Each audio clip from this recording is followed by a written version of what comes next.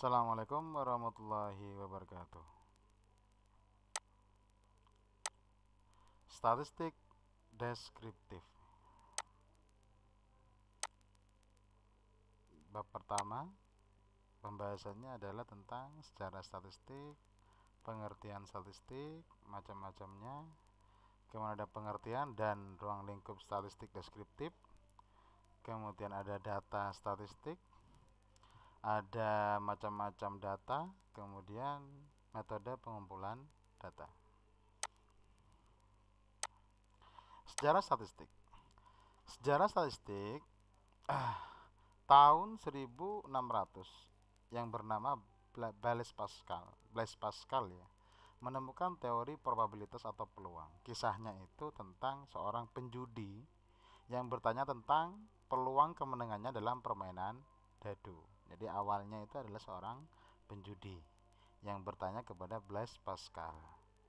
Kalau sekarang kita dengan mudah bisa menjawabnya itu ya. Ruang sampel, kemudian peluangnya ada berapa.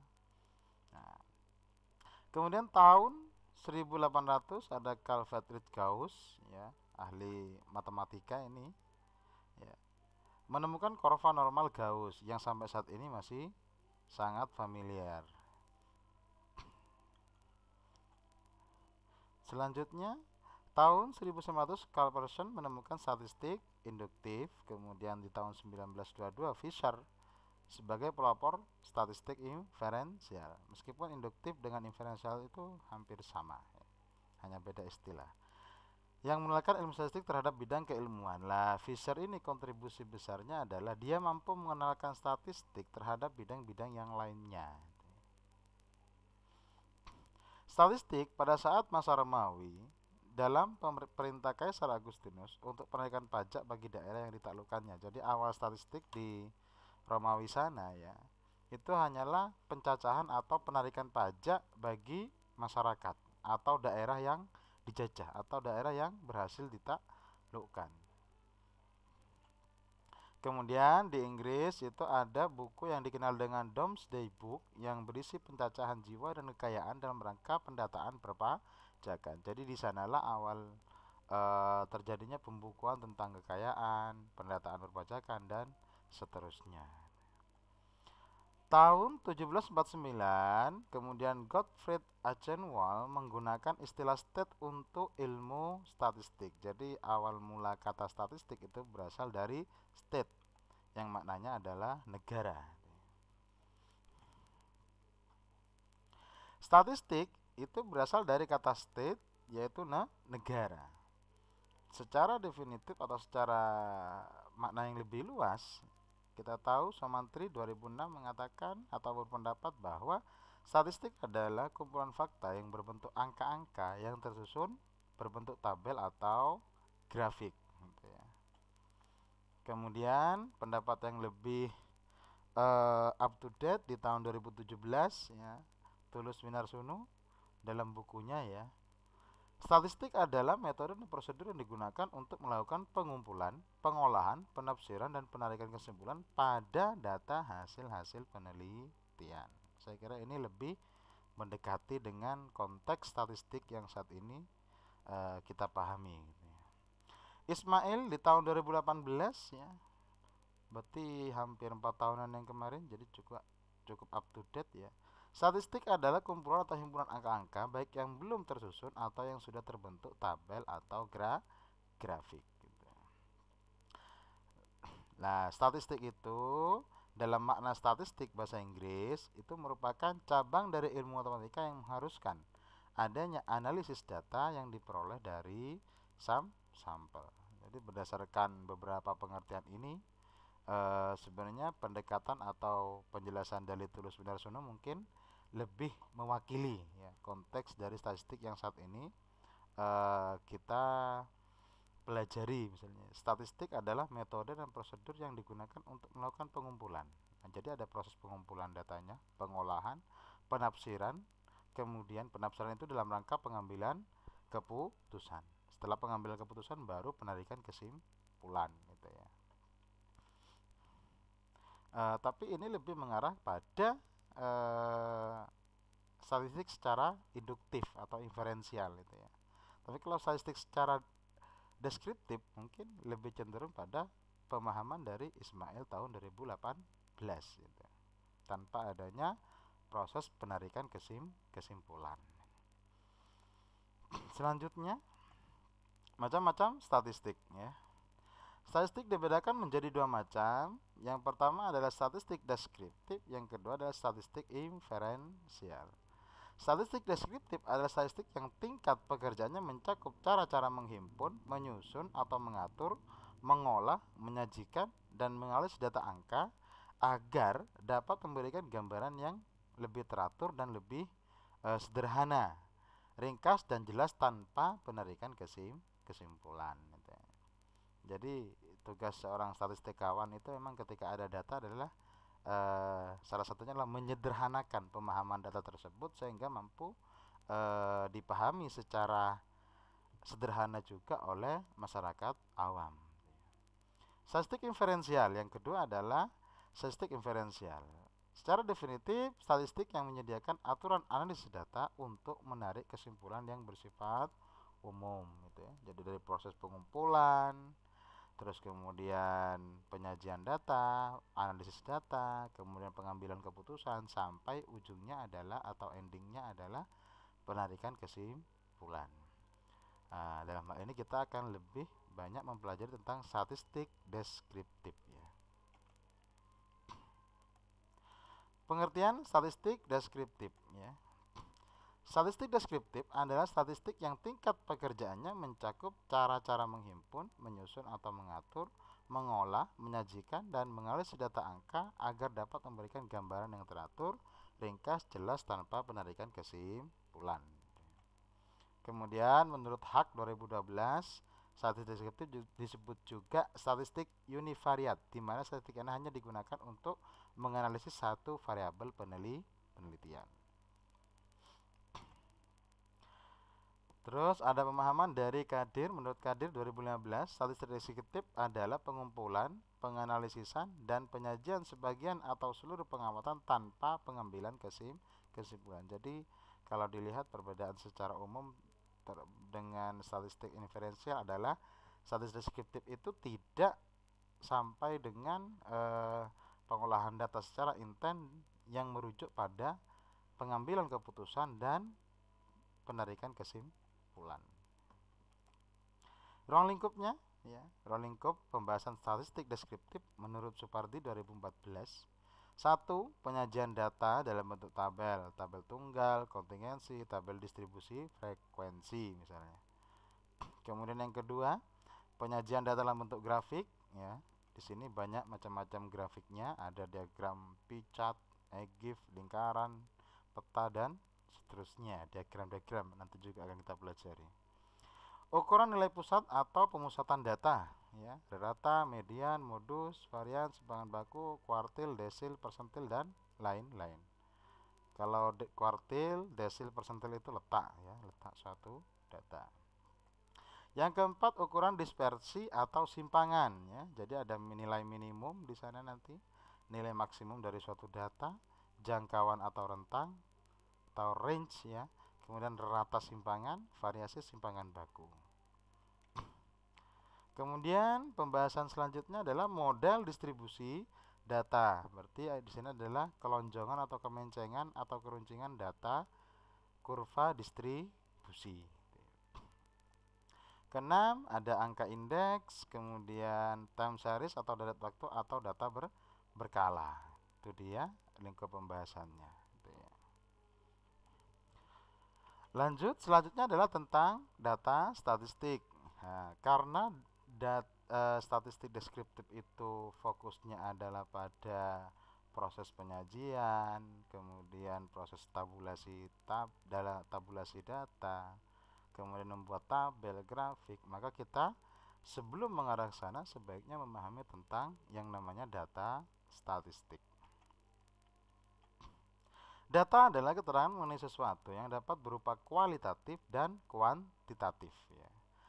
Data yaitu terdiri dari dua macam, kualitatif dan kuantitatif. Data kualitatif ya, data yang berbentuk kata, kalimat maupun gambar. Sedangkan data kualitatif yaitu data yang berbentuk angka, data kualitatif yang diangkakan. Jadi kalau data kuantitatif itu bisa langsung berbentuk angka atau data kualitatif yang diangkakan. Contohnya apa diangkakan? Kalau data dalam bentuk angka misalnya hasil belajar atau pendapatan. Pendapatan 5 juta, 10 juta, 13, sekian sekian juta misalnya. Atau data kualitatif yang diangkakan. Contohnya itu misalnya kepuasan kita beri skor. Sangat puas skornya 5, puas skornya 4, sedang itu 3, kurang puas itu 2, kemudian sangat tidak puas itu 1. Misalnya seperti itu. Itu juga data yang awalnya kualitatif kemudian dijadikan kuantitatif. Itu yang dimaksud oleh Sugiyono. Menurut Arikunto, data adalah sebuah fakta yang berupa angka-angka yang disusun untuk dijadikan sebuah informasi yang penting. Contoh untuk data kualitatif status perkawinan, pendidikan, dan lain-lain. Kemudian kalau data kuantitatif penghasilan, tinggi badan, dan lain-lain. Itu sekilas tentang data menurut para ahli dan juga contohnya tadi. Sekarang secara mendetail ya, macam-macam data. Yang pertama adalah data berdasarkan cara mendapatkannya. Yang pertama adalah data primer. Kalau data primer itu adalah data yang dikumpulkan secara langsung. Biasanya langsung dilakukan oleh peneliti. Misalnya data dari hasil survei, data hasil wawancara ya, kemudian data dari hasil kuesioner. Yang kedua adalah data sekunder. Data sekunder adalah data yang bisa kita dapatkan dari sumber lain yang telah ada sebelumnya itu ya. Misalnya apa? Data kurs rupiah terhadap dolar. Kita tidak mungkin atau cukup saja kita mengakses data-data tersebut misalnya melalui instansi atau mungkin internet gitu ya.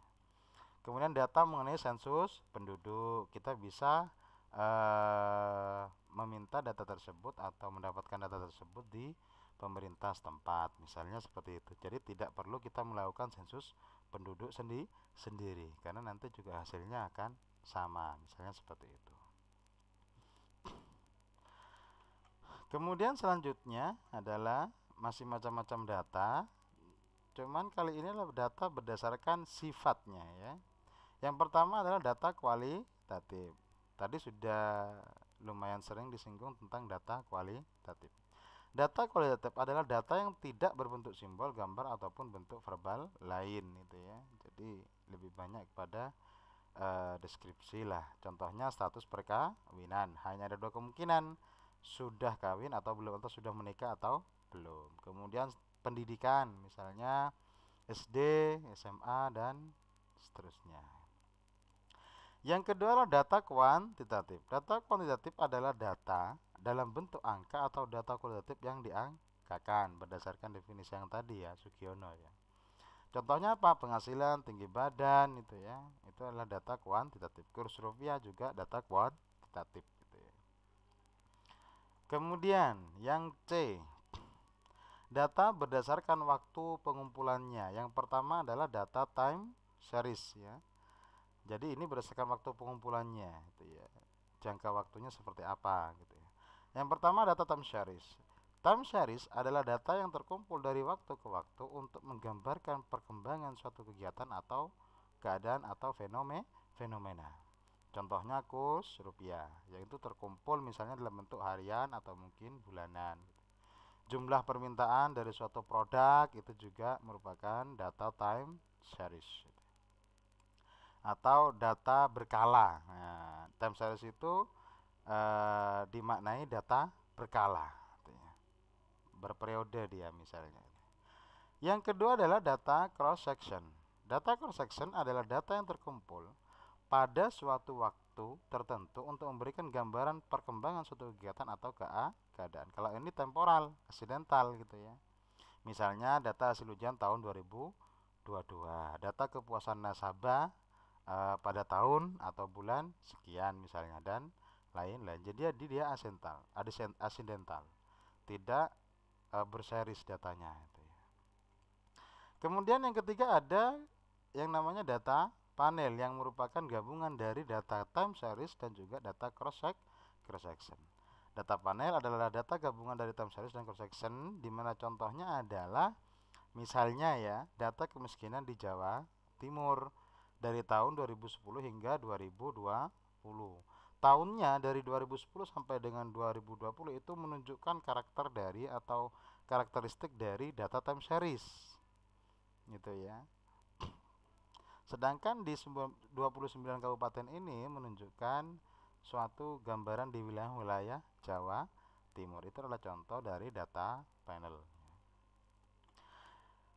Lanjutkan untuk terus untuk data yang berdasarkan level of measurable atau tingkat pengukurannya. Ya, kalau dipandang dari sudut tingkat pengukurannya ada 4 macam ya. Yang pertama adalah data nominal, suatu data yang hanya digolongkan secara terpisah, artinya tidak ada tingkatan. Nah, artinya tidak ada tingkatan antar data. Contohnya misalnya ya, asal daerah Jawa Timur, Jawa Tengah, Jawa Barat itu kan tidak ada tingkatan antar daerah tersebut. Jadi semuanya statusnya sama itu ya. Jawa Timur, Jawa Tengah, Jawa Barat misalnya, tidak ada bahwa Jawa Timur lebih baik daripada Jawa Tengah, Jawa Tengah lebih baik daripada Jawa Barat. Tidak ada istilah seperti itu. Itu ciri-ciri dari data nominal atau discrete. Jenis kelamin juga sama, perempuan, kemudian laki-laki itu ya. Itu kita anggap sama itu ya. Tidak bisa bahwa ya secara umumnya misalnya itu. Jadi dianggap sama. Kemudian yang kedua adalah data ordinal. Data ordinal adalah data yang penomoran objek atau kategorinya disusun menurut besarnya, yaitu dari tingkat terendah ke tertinggi atau sebaliknya ya. Jadi misalnya tentang peringkat baru ini adalah data yang bertingkat, misalnya ranking 1, ranking 2, 3 dan seterusnya itu ya. Itu adalah data ordinal. Makanya simbolnya di sini kayak bertingkat. Dia bisa di ranking, bisa dibuat tingkatan itu ya. Yang ketiga adalah data interval atau integer. Data interval itu data dengan kategori yang dapat diurutkan berdasarkan suatu atribut yang memberikan informasi tentang interval antar tiap objek atau kategori yang sama. Misalnya ya, rata-rata tinggi badan berdasarkan usia. Jadi dibuat interval. Misalnya usia dari 20 sampai dengan 30 tahun, maka rata-rata tinggi badannya seperti apa. Kemudian usia dari 30 sampai 40, maka tinggi badan mahasiswa misalnya itu berapa. Nah, itu contoh dari data interval atau integer. Kemudian yang keempat adalah data rasio. Data rasio adalah data yang memiliki karakteristik yang sama dengan data interval, dengan rasio sama dan pasti antara setiap data dan nol itu absolut diperlakukan sebagai titik dasar. Kalau rasio itu tidak ada nilai yang negatif gitu ya. Jadi dia pasti positif. Itu hampir sama dengan data interval sebenarnya gitu ya. Misalnya contohnya di sini adalah penghasilan, berat badan dan lain-lain gitu. Selanjutnya adalah tentang metode pengumpulan data. Metode pengumpulan data yaitu metode yang digunakan oleh seorang peneliti untuk mengumpulkan suatu data. Lah, untuk mendapatkan data tersebut biasanya kita menggunakan yang namanya instrumen penelitian ya. Silahkan dipelajari tentang instrumen penelitian apa saja ya. Itu adalah syarat suatu data bisa didapatkan. Instrumen itu yang membuat data itu bisa didapatkan. Jadi apa yang kita pakai agar data itu bisa didapatkan? Contohnya misal dengan salah satunya adalah dengan wawancara misalnya ya. Itu adalah salah satu instrumen. Wawancara itulah teknik pengumpulan data yang dilakukan dengan cara tatap muka dan mengajukan pertanyaan, dan juga jawaban secara langsung dengan pembicara dan peneliti. Itu wawancara. Yang kedua, data juga bisa dapat dikumpulkan dengan cara observasi ya. Observasi itu apa? Kegiatan pengamatan pada sebuah objek secara langsung dan detail untuk mendapatkan informasi yang benar terkait dengan objek tersebut. Kita tahu bahwa misalnya observasi tentang lampu merah itu ya, perempatan atau untuk lampu merah itu sebenarnya ada observasinya itu ya, dan bahkan melibatkan sedikit modeling matematika, ada yang bilang seperti itu. Jadi arus dari masing-masing arah itu sebenarnya dilakukan semacam observasi terlebih dahulu, lebih banyak mana, maka kemudian eh, detik jumlah detik dari masing-masing arah itu kadang tidak sama, karena jumlah arus yang dari masing-masing arah juga tidak sama. Itu salah satu observasi. Yang ketiga adalah angket. Jadi ada pengumpulan data. Kalau angket dulu mengumpulkan data dengan cara memberi seperangkat pertanyaan atau pernyataan tertulis kepada responden untuk dijawab. Jadi kita bisa memberikan sebuah tes atau pertanyaan-pertanyaan tertentu yang kita inginkan, yang mengarah kepada data yang kita tuju misalnya itu ya. Kita bisa memberikan itu kepada responden atau sampel yang kita ambil. Itu adalah angket. Kemudian yang terakhir adalah studi dokumen. Nah, studi dokumen itu pengumpulan data yang meneliti berbagai macam dokumen yang berguna untuk bahan analisis. Dalam hal ini bisa jurnal, bisa rekomendasi penelitian sebelumnya, gitu ya. Bisa juga buku atau mungkin manuskrip gitu ya, dan lain sebagainya. Sekian saya akhiri, kurang lebihnya mohon maaf. Assalamualaikum warahmatullahi wabarakatuh.